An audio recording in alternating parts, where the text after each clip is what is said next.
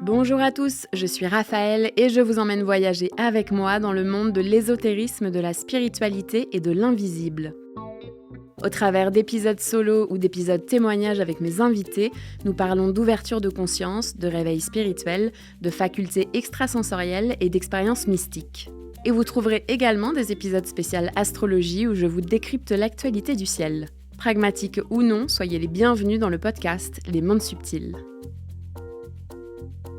Bonjour à toutes et à tous, j'espère que tout le monde va bien. Bienvenue dans la saison officielle de la crème solaire, des chapeaux de paille, des salades tomates mozza, de la lecture de bons gros romans en journée sans culpabilité. La saison pour buller, bronzer, se prélasser, visiter de nouvelles contrées, profiter de nos bien-aimés et se recharger. Et tout ça en rimant. Je vous souhaite un très bel été. On se retrouve comme chaque mois pour un épisode astrologie où on va parler du mois de juillet et de ses énergies. Je vais commencer par vous parler de la saison du cancer dans laquelle on baigne depuis quelques jours déjà. Et on va faire le point sur les transits planétaires importants ce mois-ci, surtout un transit très très spécial en ce mois de juillet. Il est rare, il est insolite, c'est le passage d'Uranus dans le signe du Gémeaux. Je vais pas mal vous en parler dans cet épisode parce qu'Uranus change de signe tous les 7 ans. Donc là, il y a un nouveau chapitre en train de s'écrire sur le plan collectif et sur le plan personnel aussi. Je vous ai même concocté un mini horoscope Uranus en Gémeaux dans votre thème en fonction de votre ascendant.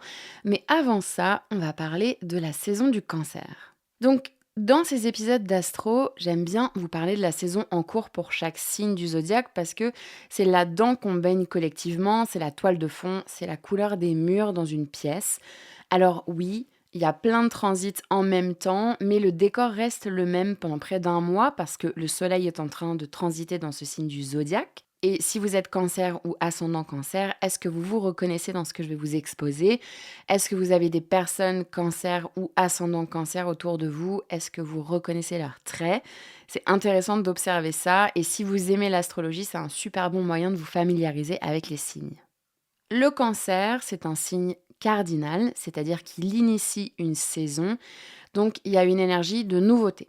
Il débute le 21 juin, jour de solstice d'été qui marque un tournant crucial, comme tous les solstices et équinoxes. Et le solstice d'été, c'est la rencontre entre le jour le plus long et la nuit la plus courte. Donc il y a une jonction entre la lumière et l'obscurité. Donc le cancer, c'est un signe yin, féminin, c'est un signe d'eau, et comme tous les signes d'eau, il est profondément relié au monde des émotions. Le cancer est lié à la naissance, dans le sens de donner la vie.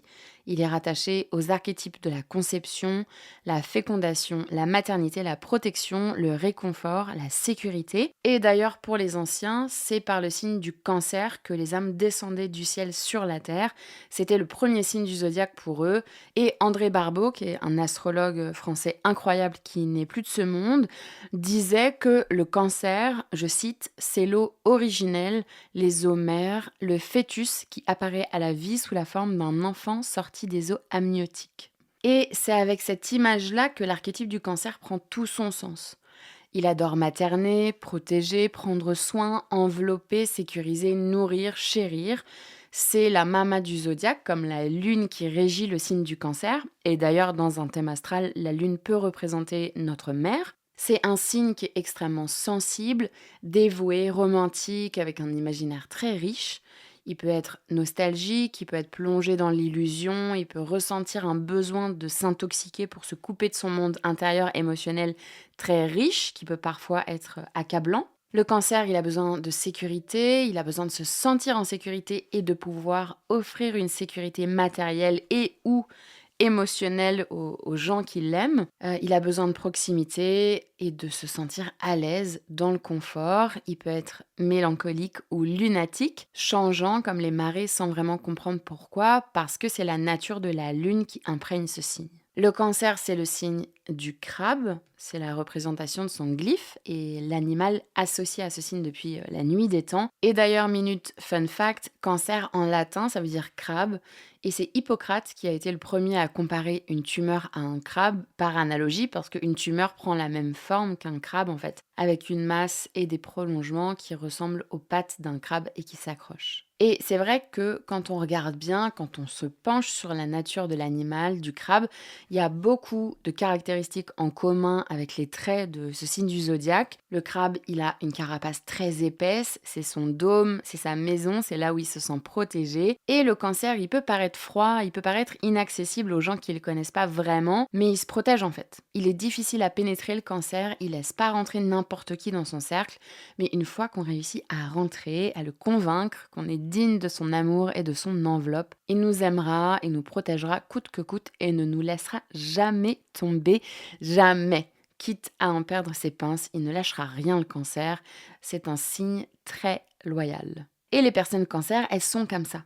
Elles ont une sacrée carapace qui donne parfois l'impression d'être devant une muraille, mais en fait à l'intérieur, elles ont un petit corps tout mou et tout chaud, douillet, ultra sensible. Et comme l'animal, les cancers détestent le conflit, ils l'évitent à tout prix, ils le fuient, comme le crabe qui marche sur le côté en fait.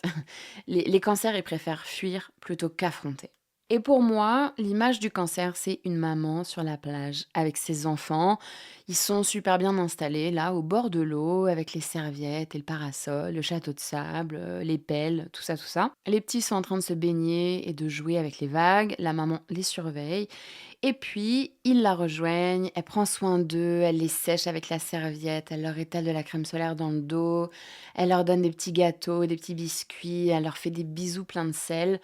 Et pour moi, cette image, elle représente tellement bien l'énergie du signe du cancer. Il n'y a pas que cette image, bien sûr, il peut y en avoir plein d'autres, mais c'est une des images. Et d'ailleurs, c'est ce qu'on voit au mois de juillet. Regardez autour de vous quand vous serez posé sur la plage ou ailleurs. C'est le moment où les familles prennent soin d'elles, d'elles-mêmes avec la détente, le repos, la vitamine D grâce au soleil, mais aussi soin des leurs et de passer du temps avec sa meute. Et donc, elle est là l'invitation de la saison du cancer. C'est de nous détendre, de nous relaxer. Elle nous invite à ressentir, tout ressentir, toutes les émotions, même les plus intenses, parce que pendant cette saison, on est tous un peu plus sensibles à ça. Cette saison, elle nous invite à prendre soin des nôtres, de notre famille, que ce soit notre famille de sang, ou si vous vous entendez pas forcément bien avec eux, c'est la famille que vous avez créée pour vous-même, votre cercle, votre meute, ce qui compte. Et c'est une période qui est propice à la connexion avec son monde intérieur, comment se sentir à la maison, en sécurité, en harmonie en moi, avec mes pensées, avec mon corps, avec mes émotions.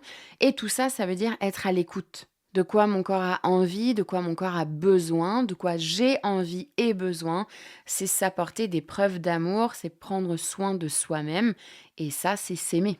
Et c'est aussi une période où la voix de notre intuition est plus audible parce que la sensibilité est plus forte. Donc, un moment encore plus propice et parfait pour s'écouter. Donc voilà pour les énergies de cette saison du cancer et on passe maintenant à l'astrologie du mois de juillet. Et avant qu'on rentre dans le dur, j'ai 2 points importants à souligner. Le premier point, c'est que il faut garder en tête que on est en train de traverser une année très particulière astrologiquement. Il y a plein d'astrologues qui évoquent ce terme. C'est une année bande-annonce pour les 10 prochaines années. Pourquoi ? Parce que collectivement, on est impacté par le mouvement des planètes lentes, dans le sens où ces planètes lentes, elles marquent de grands chapitres dans l'histoire de l'humanité et aussi dans les générations. Par exemple, la planète Pluton, qui est la planète la plus lente de notre système solaire, Pluton était en Scorpion de 1983 à 1995. Donc ça veut dire que toutes les personnes qui sont nées dans ces années, entre 83 et 95, et j'en fais partie, font partie de la génération Pluton en Scorpion. C'est-à-dire qu'on a tous, dans notre thème de naissance, Pluton dans le signe du Scorpion. Donc en fait, les planètes lentes, elles marquent des générations. Et ces planètes lentes, c'est donc Pluton, qui reste à peu près 20 ans dans chaque signe. Ensuite, on a Neptune, qui reste en moyenne 14 ans dans chaque signe.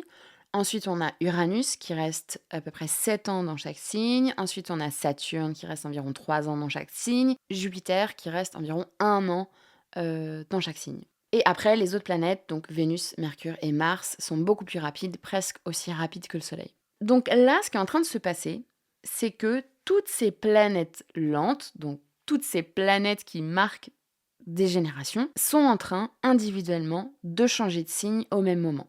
Ça a commencé en novembre 2024. On a Pluton qui est entré dans le signe du Verseau où il va rester jusqu'en 2044. En mars, là, 2025, on a Neptune qui est entré dans le signe du Bélier où il va rester jusqu'en 2039.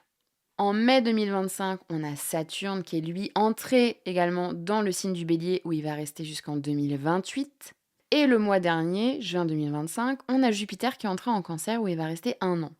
Et là, ce mois-ci, le 7 juillet, on a en gros la dernière planète lente qui fait son entrée dans le bal du grand changement. On a Uranus qui entre dans le signe des Gémeaux où il va rester jusqu'en 2032.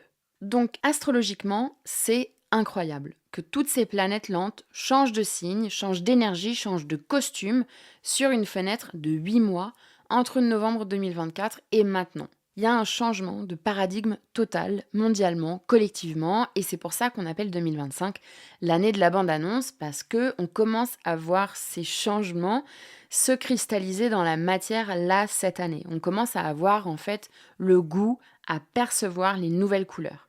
Donc on est en train de vivre une période extrêmement intéressante, inédite, sur le plan de l'évolution de l'humanité, et on est vraiment à un moment de grand tournant, quoi. Et si vous croyez en la réincarnation, et je pense que si vous écoutez mon podcast, c'est que vous ne devez pas trouver ça si déconnant que ça, c'est très intéressant de se demander pourquoi vous avez choisi de vous incarner maintenant et en quoi vous avez décidé d'être témoin et aussi acteur de ce moment de transition. Et deuxième point que j'aimerais souligner, c'est de ne pas oublier que Jupiter est en Cancer, signe de son exaltation, donc tout va bien.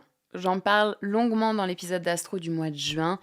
Je vous invite à l'écouter ou à le réécouter si vous voulez en savoir plus ou vous remémorer cette excellente nouvelle de l'entrée de Jupiter en Cancer qui est le meilleur transit de l'année. Donc, comme je disais, le 7 juillet, Uranus entre dans le signe des Gémeaux. Il était dans le signe du Taureau depuis 2018, donc un signe de terre, un signe de stabilité, un signe assez lent et ancré. Et là, il entre dans le signe des Gémeaux, donc changement d'ambiance total. Il rentre dans un signe d'air, donc beaucoup plus rapide. Signe mercurien, donc la communication est mise au premier plan. On parle beaucoup, on échange. Il y a une espèce de révolution dans notre manière de communiquer collectivement, comme si c'était possible. Uranus qui entre en Gémeaux, c'est vraiment comme s'il donnait un énorme coup de vieux à TikTok et Twitter. Je me demande vraiment ce qui va bien pouvoir être inventé ou révolutionné sur ce plan-là. Je vous avoue que ça me fait un petit peu peur. Mais Uranus en Gémeaux, et d'ailleurs Pluton en Verseau, il y a la même tendance, ça crie intelligence artificielle, ChatGPT et tout le tralala. Donc qu'est-ce qui va bien pouvoir sortir de révolutionnaire dans ce domaine ou je dirais même d'encore plus révolutionnaire par rapport à ce qui existe déjà? Où sont les limites? Je ne sais pas et on verra. D'ailleurs, je trouve ça assez drôle que Google ait nommé son assistant IA Gemini, qui est donc le nom du signe des Gémeaux en anglais. Et le signe des Gémeaux, j'en parle en détail dans l'épisode d'Astro du mois de juin, donc je vous invite à l'écouter si vous voulez en savoir plus sur ce signe dans lequel Uranus entre en ce début de mois. Et une planète qui change de signe, c'est comme si elle changeait de costume. Là, Uranus était en Taureau pendant 7 ans avec, imaginons, genre le costume de peau d'âne. Et là, Uranus change de déguisement. Donc là, il est en mode Neo et Trinity dans Matrix. Rien à voir comme énergie, même si la nature d'Uranus ne change pas. C'est son style qui change. Et Uranus, c'est une planète qui incarne le changement, la percée, le progrès, l'illumination, l'innovation. Uranus, il a une énergie électrique. Uranus, il est excentrique. Uranus, c'est le mec qui est dans le métro et qui a les cheveux bleus, en fait. Et il n'en a rien à foutre des gens qui vont le juger. Voilà, Uranus, il vient révolutionner. Et il vient surtout révolutionner la partie de notre thème astral qui contient le Gémeaux. Et c'est pour ça que je vous ai fait le mini horoscope. Donc Uranus, il vient dire fuck les conventions, fuck la norme, viens, on va faire les choses complètement différemment à partir de maintenant, sans s'excuser, sans se faire tout petit, et on s'en fout en fait. Cet épisode est disponible en intégralité sur l'abonnement premium du podcast Les Mondes Subtils pour 3,99€ par mois, sans engagement. Pour Spotify, vous trouverez le lien dans les notes de cet épisode. Et pour Apple Podcast, vous pouvez vous rendre directement sur la page d'accueil du podcast.